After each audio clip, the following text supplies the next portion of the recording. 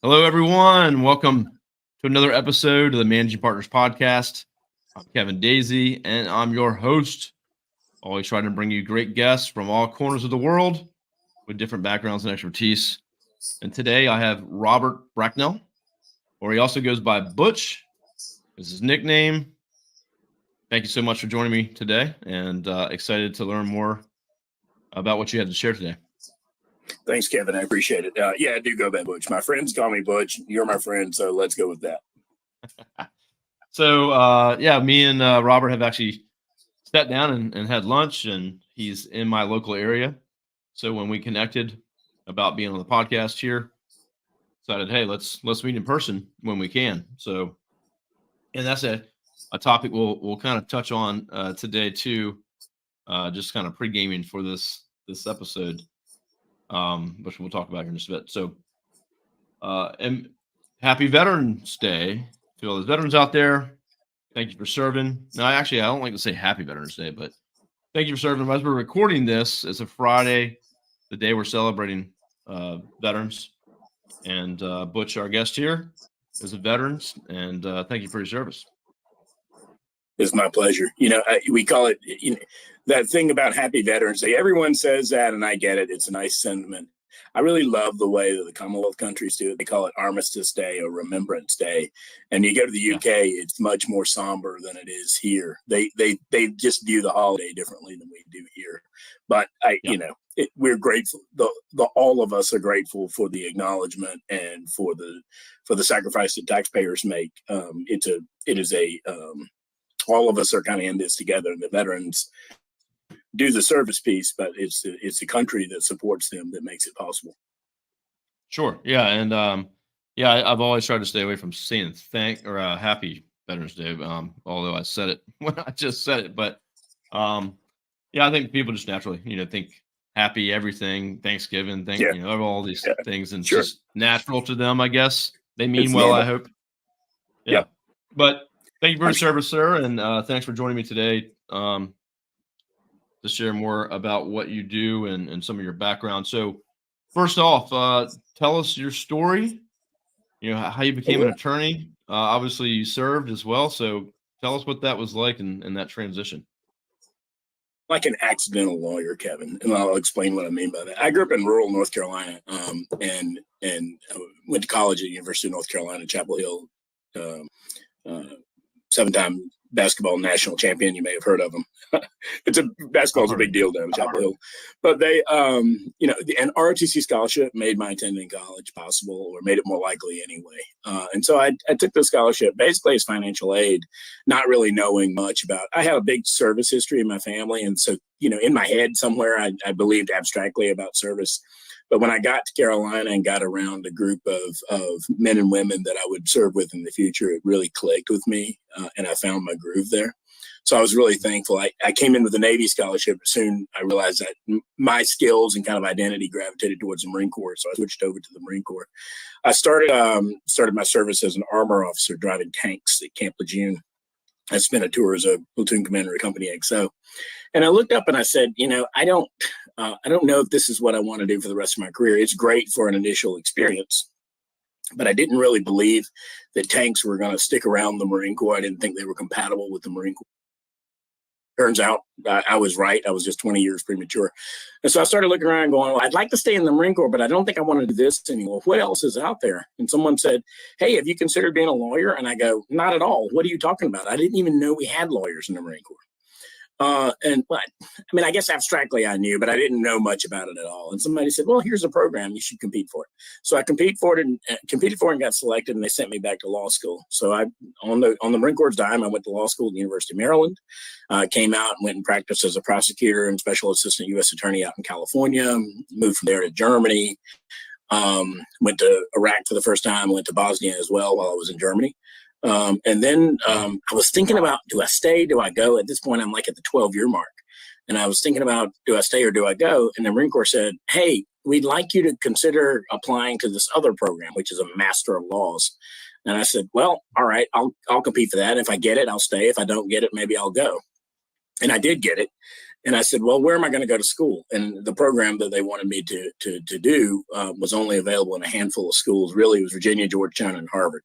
And so I said, well, I'm going to shoot the moon. And I shot for Harvard and they let me in. And so I went and spent a year in Cambridge doing what's an LLM. It's kind of an archaic degree, but it's just a Master of Laws.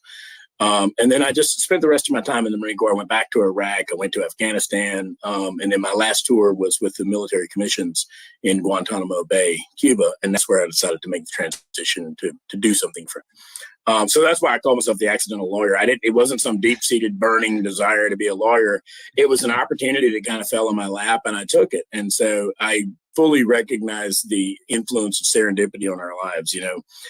There's under no circumstances do I believe everything was my own making or merit-based. Sometimes things just come together and there's an opportunity and you have to decide whether to take it or not. And so that was my path. So I left the Marine Corps in 2014. I worked for the North Atlantic Treaty Organization as an in-house counsel for about 9 years in Norfolk. Most of NATO is situated in Europe, as everyone knows, but there is one 650-person organization right here in Norfolk, Virginia. And I worked in-house counsel there for about 9 years. Procurement laws and compliance, basically everything that came through the door. But lots of transactional work, lots of compliance work, some claims and litigation here and there, not a lot of it, some employment law, but really anything that came through the door. So after about 9, my intent from the get-go was to stay there about 5 years. And then at the 5-year mark is about when COVID took over. So I sort of decided to sort of sit down and sit pat for a little while COVID ran its course. So when COVID ran its course and was pretty much, over, although it's making a comeback now, when the worst part of it was over, I decided now was the time to go elsewhere. And that's when I moved over to Crenshaw Ware Martin. And that's where I am now. Crenshaw Ware Martin's a 100-year-old firm in downtown Norfolk. And I do kind of, general business practice, everything that comes through the door. The firm specializes in litigation, construction, maritime. I work on some cybersecurity things, contract law, those kinds of things. So I'm real happy with the firm. It's been a great experience. The attorneys and the staff there have been super welcoming, and it's been just a great transition experience for me. Excellent. Yeah. Love the story. And, I like to hear different stories and transparency and just kind of how you got where you're at. So it's different than most that I hear. And I like that. Yeah, I was going to say that pathway is pretty different probably for most of your guests, I guess. I've had some lawyers be like, well, I just knew when I was like 2 years old that I would be a lawyer. And I'm like, okay. Yeah. So I've heard some interesting stories, but definitely a unique one. So I appreciate that. And if anyone's listening on your car or audio, the web address for his firm is down below. It's cwm-law.com. So it's cwm-law.com. And you can check that out, check him out, check out what the firm does. A couple of the topics that we wanted to get into were a little bit different. And I appreciate you coming up with kind of what you could cover today. So I wanted to kind of jump into some of those questions and see your take on those things. And so the first thing we wanted to talk about was, just the changing nature, of the work. So as far as, you mentioned, how firms are, with the pandemic and coming out of the pandemic and kind of the changes you see there. Yeah. It's firms. I think it's in-house too. And I even think it's government lawyers or government practice. Everyone's going to have to come to grips with some of the things that are changing, and the changing maybe faster than change has come to the practice of law before, because all of business is changing. I really believe the slope of change is accelerating. I think it's getting steeper, and we're at a unique inflection point in our history here. The practice of law really didn't change a whole lot for a real long time, but tech is going to influence everything, and the pandemic influenced everything, like it or not. So you watch the news now, and there's plenty of stories about supervisors who are really hard over them, forcing everybody to come back to the office and so forth. But I really think something clicked in our society. And I think that a good way to think about this would be for managers, rather than forcing everybody to come back all the time, is to afford people flexibility. There is a value in people being at work. Make no mistake about it. And so, this term hybrid has crept into our lexicon a little bit about presence. I don't spend every day at the firm. I go in a bunch of days, and then sometimes might not go down to the firm for 2 days if I have tasks that I can do at home. And my managing partner gives me flexibility to do that. And the other partners, it's trusting people to know where they need to be, particularly, and trusting them with the adult judgment to know that. That's really important. It is a vote of confidence and faith in their professionalism, that they'll be where they need to be when they need to be, and then when they can afford not to endure the commute or have to get dressed to the nines to go to the office or so forth, if they can be equally productive in a polo or a t-shirt at home, then that's okay. We need to measure this idea of equally productive. There were a lot of studies during the pandemic where people were measuring productivity and said their productivity actually went up. When I was at home for almost a year working from NATO. And I really do believe, I didn't really measure it, but anecdotally, I think that I'm at least as productive as I would have been in the office, because there's just less wasted time. There's less random conversations, but those conversations also have value too, because they're team building, they're people getting to know each other, they're fostering trust. And so you can't foster trust just with a talking head, right?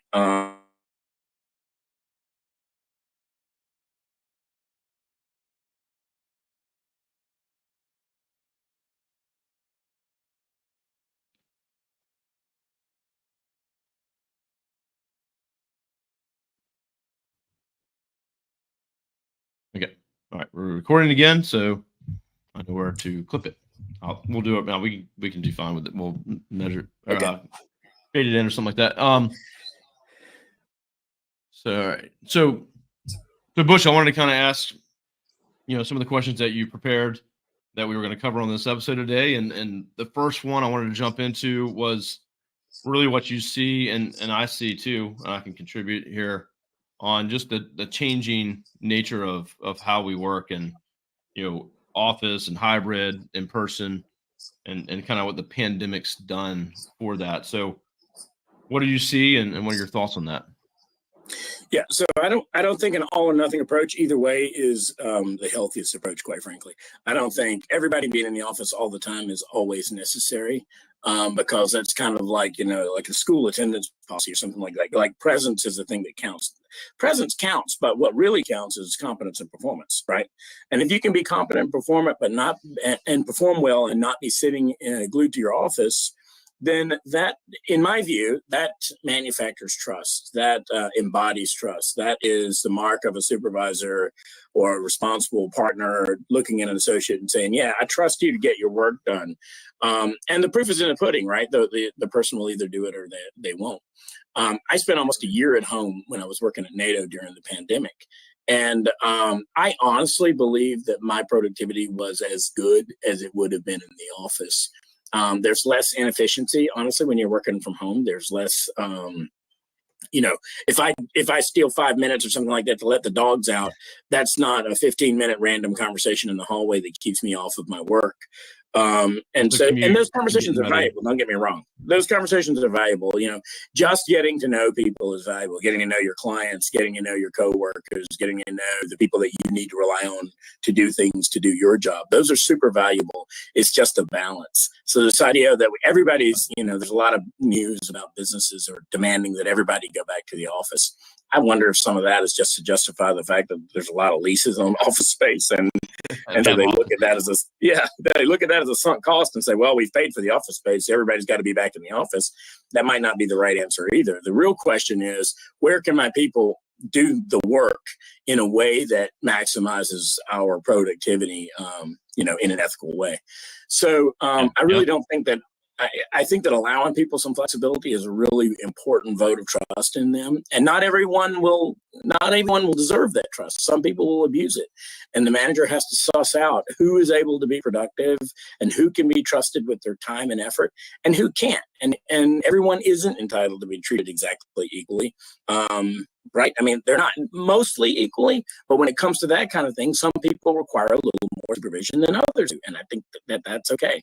So this idea that everybody's got to flood back to the office, COVID just changed some things. And younger generations really want more flexibility, and they're more willing to move on. I know some folks that have been with law firms for 30 and 40 years. I don't think you're going to see a lot of that in the future. I'm going to see a lot of people who believe in mobility. And so it's going to be up to managers to meet their workforce to a certain extent, to help them do the things that make them happy. And because they're happy, they're satisfied and they're productive. So, you know, I also don't think that work from home is sustainable completely, except maybe in a few, if you're a coder, maybe. If your work really consists just of your screen, but there just has to be a balance between the personal interaction that's required to do your jobs. Litigation does require people to be in person for the most part, for example. So maybe those people need to be around more. Some transactional lawyers might be able to be around a little less, things like that. But we need to find that balance between what makes people happy and productive going forward. Younger generations may just see it differently, and we can, the old paradigms are the old paradigms, and they're standards, but standards have to adjust and change to reality over time. And I think that managers, they kind of need to get their heads around relating to the values of the people they're trying to lead. It's not absolute. It is relative to the people you're leading. And so we really need to think about that. Kevin, the second thing that I want. Yeah. So the second thing I have, sorry. A fairly remote team, right? So I have 4 or 5 people here in the office, and then 30 that are remote. So, but the nature of their job doesn't require them to be here, and we have clients around the country that we're not going to see in person either. So, yeah, I understand where you're coming from, and you have to have that flexibility, trust, but verify, right? Bingo. If you have the right processes in place and systems and checks and balances, then they can't go but so long if they're not actually working or getting things done. Yep. So, and you'll see it in the data, right? If you're measuring performance, the performance, it'll show. It'll show. Being there, it doesn't necessarily mean. I've known lots of people who come to work who've never been really productive at all. They spend the time there like an attendance policy at school, and then other people that are super productive because they are self-governing and they're self-motivated to do a good job and so forth. And the manager has to recognize who's who and the nature of the tasks, and it's just not the same as the old rule where you have to come to the office and I can watch you doing your work.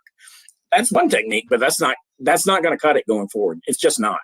And so I really do think supervisors have to get their heads around that. And so I agree with you. I do think that there's a time, and you can have times where you convene your whole team so that you can all look at each other and they know who Kevin Daisey is, other than just a disembodied face on a Zoom screen, right?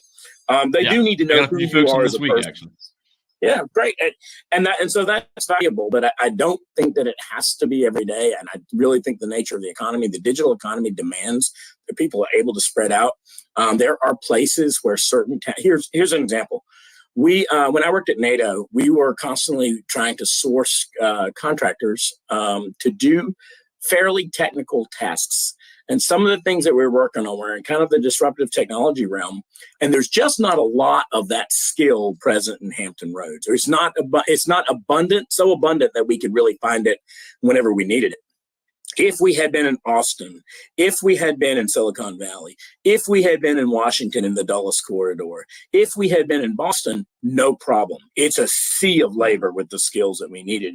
But in Norfolk, that just isn't true when it comes to this really disruptive technology. We are a tourism town. We are a military town. We are a shipbuilding town. And we are a intermodal shipping town for the most part, right?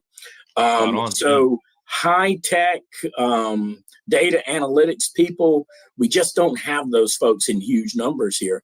So we needed to be able to look out far, and so we had to change some of our contracts to allow remote performance, because we did need to be able to go and get a person out of Boston to perform on this contract, or we did need to have to go sometimes to Austin or Silicon Valley, because that's where the talent was. And so I really think that the evolving economy is going to demand more of that, and managers are just going to have to kind of get on board and adjust the aperture of the way they see the issue. So I don't want to overburden that, but I do feel strongly about that. Yeah, I appreciate it. We do too. I mean, I wouldn't be to hire legal or law firm marketing experts locally. It's just not going to happen. I can find marketing people, but I'm looking for a very specific type of people, and wherever they are. It's fine with me as long as it's a time zone they can be on a 9 a.m. call Eastern, then we're good to go. And I have employees West Coast that are on calls every morning with us at 6 a.m. their time. As long as they can do it and agree to do it, then we're good to go. Yeah, so great. We have the best talent. It's got to come from wherever they are. They can continue their lives and take care of the things that they got to do and not have to move here or have to live somewhere else. So and I talked about management having to change their philosophy. Labor has to change its philosophy as well, right? So I have a son-in-law. My wife's daughter's husband is an engineer, and he works for a company that's based in Japan. I won't name the company because I don't have his permission to do that. But he lives in Sao Paulo, Brazil, and the corporate headquarters is in Japan. And he's up in the middle of the night all the time. He's up in the middle of the night. On conference calls with Japan. And he just, in order to have the flexibility to be able to work in Sao Paulo, the Japanese company says, hey, we're fine with that, but we're going to have a call at this time. And if that's 2 a.m. where you are, we expect you to be there. And okay, that's part of the deal. And that's a deal that we strike. And so all of us are going to have to just realize that working differently is a thing in the coming century. Speaking of working, I got a young employee that I got some of my employees, they're working at 6 a.m. and they're off at 2 p.m. and they love it. Awesome. Great. They're like 2 p.m. I got the whole day still ahead of me. So, that's right. You know. And they're California, so they go out they got plenty of time to get there for their evening surf or, all that stuff. And I'm joking, but I'm not joking because the surfing culture, my friends used to do it when we were stationed in Camp Pendleton. They'd be up and out there on the beach at 5 a.m. They'd surf for 2 hours and still make it to work by 7:30. And that's great. What else are you doing at 6 a.m.? You're up just having coffee anyway, so get to work, That's right. Yeah. So it's working out good for some. I might move there so I can get the same schedule as they do. But that my wife and kids might not like that. Yeah. Well, I wanted to dive into you mentioned some stuff too about the technology, and we got kind of a two-pronged approach here. But first off, you mentioned really just how things are changing from a technology standpoint, and you really mentioned like upskilling and learning and things like that. So give me your take on that and what are you seeing, and are attorneys keeping up with what's happening? Are they keeping up? Some are, some aren't. So, and it's not just attorneys; it's your clients. So let me explain what I mean by that. When I was in the Marine Corps, and then when I worked at NATO as well, there was lots of discussion among many of the senior clients, the most senior people, the people who owned programs and so forth, or owned entire organizations, and they almost. You would hear people say, I don't do so. You'd hear senior people say, I don't do social media, or I don't, they would say almost as a point of pride about how they rejected technology. And I don't know, I have somebody that sets up my computer for me and blah, blah, blah. And I get it. There are some technical tasks that are just people have to be trained to do. But there is a level of tech that everyone needs to be able to be proficient at. We no longer have the luxury of rejecting things like social media. When I was in the Marine Corps and when I worked at NATO, there were a handful of general officers that I would see out there on Twitter, and they were using Twitter, or then called Twitter, now X. They were using Twitter like pros. I mean, they were as good as anybody in the business. They were as good with Twitter in terms of messaging to their people, in terms of sending strategic messages, in terms of communicating their priorities, in terms of communicating their values. They were good at it as anybody who does it for a living. And I looked at that and I said, if they can do it, why can't they all do it? But they decided to embrace it. And it was important. So my point is, tech is becoming so pervasive in everything we do now. We no longer have the luxury of rejecting it. We no longer have the luxury of saying, well, I'm a pen and paper kind of guy. Okay, you can do that, but you're going to get left behind because tech is part of the new world. It's part of the new economy. And so you don't necessarily have to be an expert at it, but you do have to be conversant enough in it in order to supervise. You can't supervise tech people if you don't understand what they're doing. You can't reap the benefits of tech in your business if you don't understand it at some level of competence. And that brings me to upskilling. If we're not upskilling going forward, there was a time when you could get into a field and just sort of stay current in it and you were okay. That's not the same as upskilling. Upskilling is learning new things and seeing how those things, for example, one of my favorite areas of practice is data protection and privacy, because I see that as super important going forward. It is data protection and privacy is super important to people. It's important to people, customers. It's important they value their privacy, so business has to pay attention to that. And so Europe was ahead of the United States in terms of regulating this stuff. We're starting to see a wave of that come into the United States. California with the CCPA and their follow-on statutes. Virginia now has a statute. It's not very powerful, but it's there. It will gain power over time. And then other states have these things pending in their legislatures. People care about that. And if we don't upskill and learn that new area of law and understand how the application of these standards into 1,000 different business and industries, we need to understand all of that stuff in order to be able to practice competently in it as lawyers or as business leaders, as managers, and so forth. Upskilling and learning new things that you're not comfortable with, I'm sorry, that's just how it's going to be. You hear a lot. There's just been cacophony of talk about AI and so forth. It generates a lot of headlines. I don't think that there's more than just like an understanding of it society-wide. We need to understand how AI is going to change things. It is going to replace people. And so tasks that were human tasks are going to be automated through AI. And AI isn't perfect, but it is getting better. If Moore's Law applies to AI, it is getting better all the time. It will always require humans to apply judgment to proof things that are generated by AI. AI is going to be able to do a lot of document review, but at the end of the day, a human's going to have to come in and validate the results. But it is going to make things so much more efficient that it requires it. People are going to have to upskill and change what value they can bring to an enterprise in order to account for the fact that AI is doing the stuff that doesn't need to be done by a person anymore. So if you're comfortable doing what you're doing right now, great. But you better, if you're looking to the future, you ought to think about what AI is looking. You look over your shoulder, AI is right behind you, and I mean that for all of us in the legal profession, in the data marketing, analytics, marketing. Right. Think about the number of tasks that AI is doing for you right now in marketing, and what your job, Kevin. Now you have to raise yourself up from the human tasks that only a human used to be able to do. But it gives you flexibility to look out deeper and to apply your vision to try to continue to grow your business, because AI, you don't have to worry. AI is going to do a lot of those things for you. It isn't going to do it perfectly. It's always going to require a human to come in and look behind it and make sure that it's doing things correctly. But it is there. I mean, look at what Amazon is doing with AI. It has changed the face of commerce. It really has. I do than I ever did before, because it's just so easy to use AI. And people go, "Oh, you're killing small business." And I go, "Look, the economy is evolving, whether you like it or not." I mean, like, this is not on me. We can't stop it. Yeah, you can't stop it. It is happening. So get on board, use it for what it is. There's certain things that I need to put my hands on to pick. There's certain things you would never want to buy without touching it first and feeling, but there's other routine things that there's just no reason to spend your time. I can spend. I use it for a lot of things that are just dishwashing is clothes washing detergent.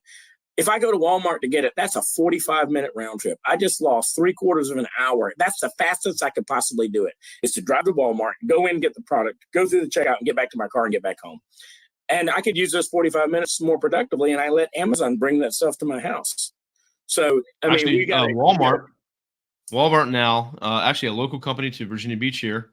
It's a friend of mine that started it, owns it. It's Drone Up. It's Drone Up. They have a contract with Walmart, and the Walmart beside my house or near it drops off drone packages all the time in the cul-de-sac next to me.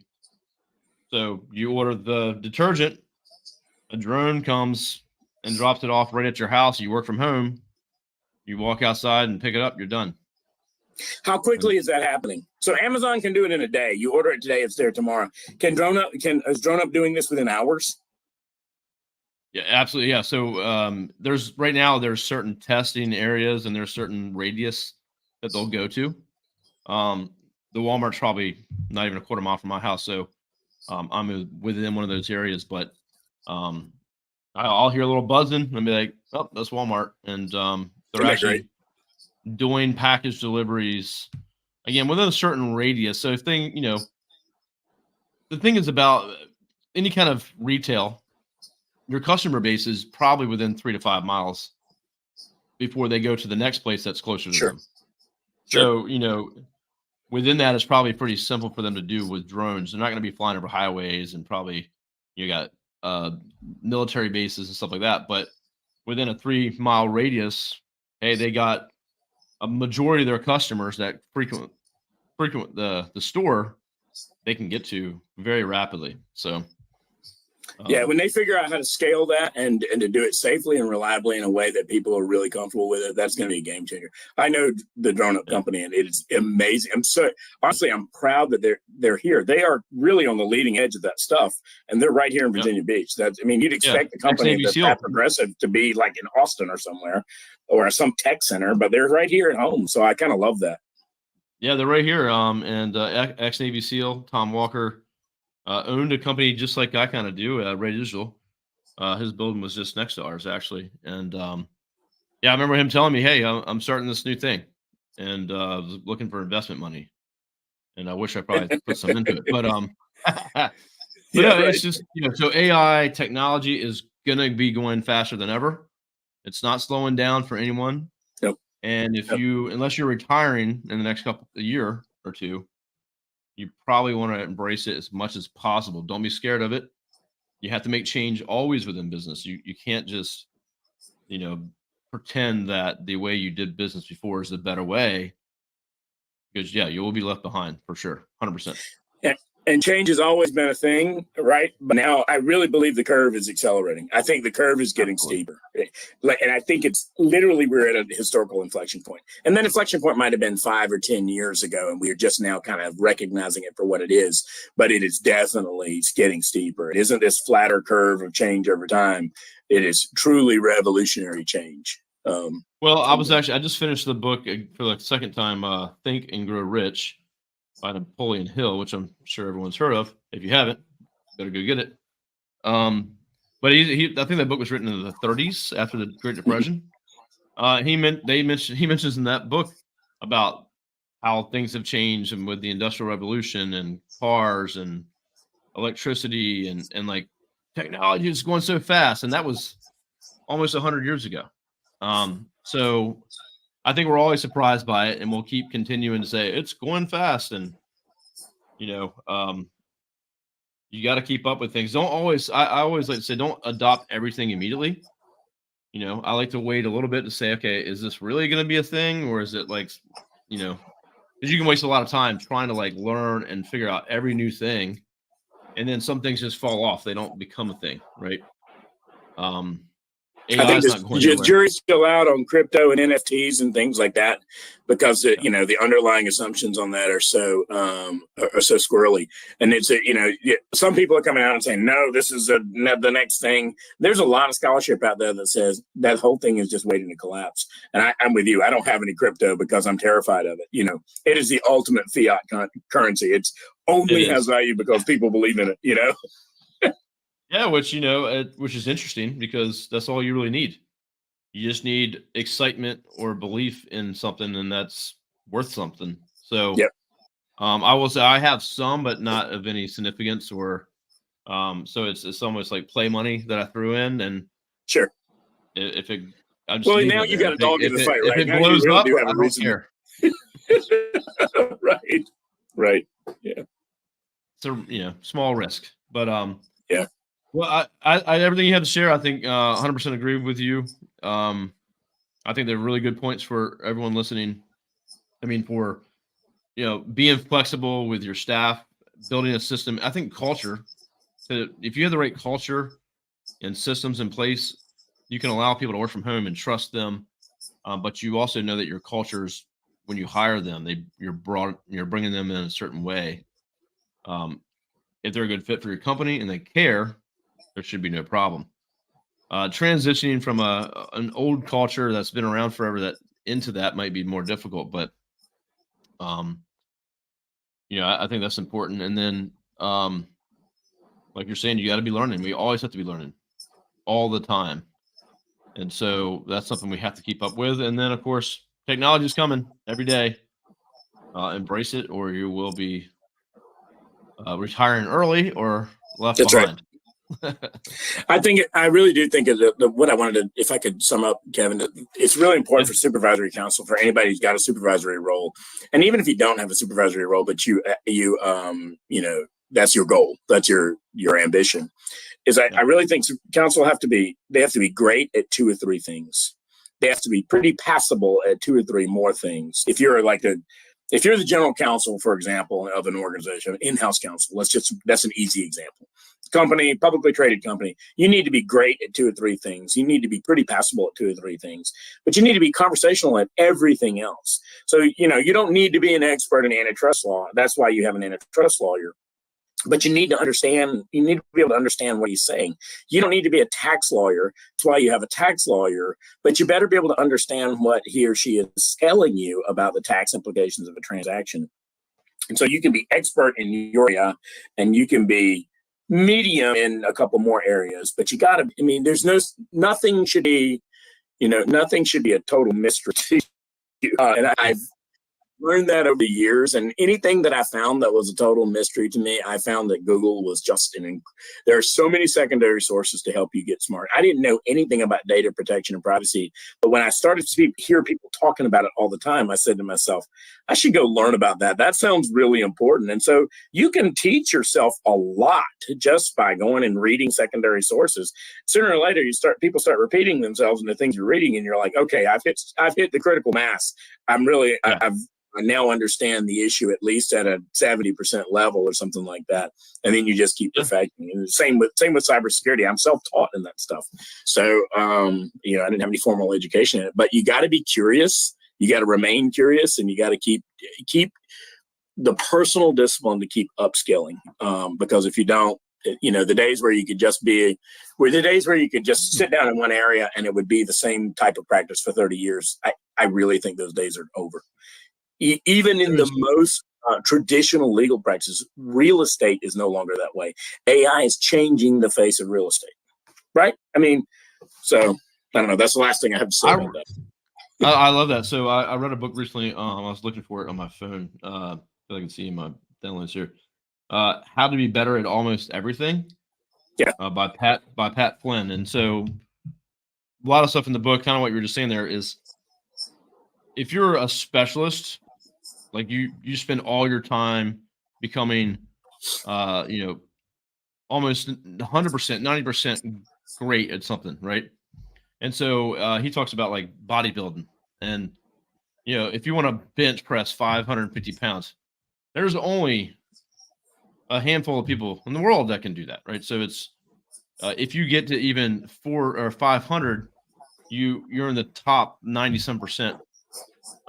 You're trying, but you're still not maybe the best or can lift the most, right? So you can spend a lot of time and energy trying to be the best at something when you be better served getting to 70% or 80% and learning lots of different skills very well, and not just trying to be a specialist at everything, because at some certain point in time, either A, you have to dedicate your whole life to be the best, right?